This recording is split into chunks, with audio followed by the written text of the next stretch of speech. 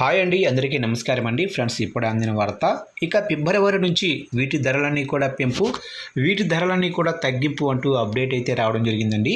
అయితే బడ్జెట్ ప్రవేశపెట్టనున్న నేపథ్యంలో కొన్ని వస్తువుల ధరలు తగ్గబోతున్నాయి, మరికొన్ని వస్తువులు అయితే పెరగబోతున్నాయి ఫిబ్రవరి నుంచి. ఇక దీనికి సంబంధించిన వివరాలు తెలుసుకుందాము. ఇక పార్లమెంటు బడ్జెట్ సమావేశాలు జనవరి 28 అంటే బుధవారం నుంచి ప్రారంభమయ్యాయి. కేంద్ర ఆర్థిక శాఖ మంత్రి నిర్మలా సీతారామన్ గారు గురువారం అంటే జనవరి 29న ఆర్థిక సర్వేను పార్లమెంటులో ప్రవేశపెట్టారు. ఈ సర్వే ద్వారా పలు కీలక విషయాలు వెల్లడయ్యాయి. దీంతో ఫిబ్రవరి 1న రానున్న బడ్జెట్ ఎలా ఉంటుందనే దానిపై సామాన్యుల నుంచి వ్యాపారవేత్తల వరకు అందరిలో అంచనాలు అమాంతం పెరిగిపోతున్నాయి. ఈసారి బడ్జెట్పై పలువురు ఆర్థిక నిపుణులు వివిధ అభిప్రాయాలు వ్యక్తం చేశారు. సుంకాలపై అమెరికా అధ్యక్షుడు డొనాల్డ్ ట్రంప్ కూడా నిర్ణయాలు, ప్రపంచవ్యాప్తంగా ఆర్థిక సంక్షేమం క్రమంలో 2026-27 కేంద్ర బడ్జెట్ కీలకంగా మారింది. ద్రవ్యోల్బణం పెరుగుతున్న క్రమంలో బడ్జెట్లో పలు పన్నుల మినహాయింపులతో సహా ఆర్థిక సంస్కరణలు కూడా ఉండనున్నట్లు తెలుస్తుంది. ఇక యూనియన్ బడ్జెట్ అనగానే అందరిలో ఒక ప్రశ్న మెదులుతుంది. ఏ వస్తువుల ధరలు పెరుగుతాయి, వేటి ధరలు తగ్గుతాయి అనే విషయాన్ని గమనిస్తూ ఉంటారు.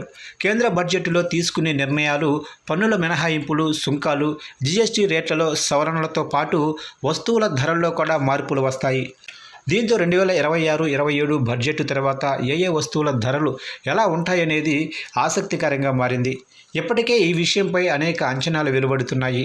ఇన్కమ్ ట్యాక్స్ స్లాబుల్లో మార్పులు, EMI, electrical vehicles, petrol, diesel ధరలను ప్రభావితం చేసేలా పలు నిర్ణయాలు ఈ బడ్జెట్లో ఉంటాయని ఆర్థిక నిపుణులు అంచనా వేస్తున్నారు. ఇక బడ్జెట్ తర్వాత వీటి ధరలు తగ్గే అవకాశం అయితే ఉంటుందని నిపుణులు అంచనా వేస్తున్నారు. ఇన్కమ్ ట్యాక్స్ మినహాయింపులు అంటే జీతం తీసుకునే వారికి ఎక్కువ సొమ్ము చేతికందే అవకాశం కూడా ఉంటుందంటున్నారు. అలాగనే హోమ్ లోన్స్, ఈఎంఐలు, రుణ ఛార్జీలు తగ్గే అవకాశం కూడా ఉంటుందంటున్నారు. అలాగనే ఎలక్ట్రికల్ వెహికల్స్ అంటే సబ్సిడీలు మరింత పెంపు అయితే ఉంటుందని చెప్తున్నారు. అలాగనే ఫోన్స్, ల్యాప్టాప్లు అంటే దిగుమతి సుంకాలపై తగ్గించే అవకాశం కూడా ఉంటుంది. ఇక తర్వాత వీటి రేట్లు పెరిగే అవకాశం కూడా ఉందని అంచనా వేస్తున్నారు.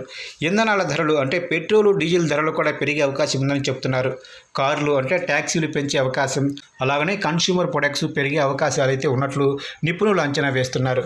ఇక ఆదాయ పన్నుల్లో రిలీఫ్, ఆదాయ పన్ను విషయంలో మినహాయింపులు ఖచ్చితంగా ఉండనున్నట్లు సమాచారం. ముఖ్యంగా ఉమ్మడి కుటుంబాల వారికి 25 లక్షల వరకు ఆదాయ పన్ను రిలీఫ్ సౌకర్యం అందించనున్నారని ఆర్థిక నిపుణులు అంచనా వేస్తున్నారు. ప్రస్తుతం ఈ ఉద్యోగులకు 15 లక్షల వరకు ఆదాయంపై ఎలాంటి ట్యాక్స్ లేదు. బడ్జెట్ 2025-26లో ఈ మేరకు ఉద్యోగులకు ప్రభుత్వం ఊరట కలిగించింది. అయితే ఈసారి అందులో ఎలాంటి మార్పులు లేకపోవచ్చు. ఇక వ్యాపార రంగంలోని వారికి ఈసారి రాయితీలు, ప్రోత్సాహకాలు అధికంగా ఉండనున్నాయి. ప్రధానంగా జీడీపీని వృద్ధి చేసేందుకు మోదీ ప్రభుత్వం ప్రయత్నిస్తుంది.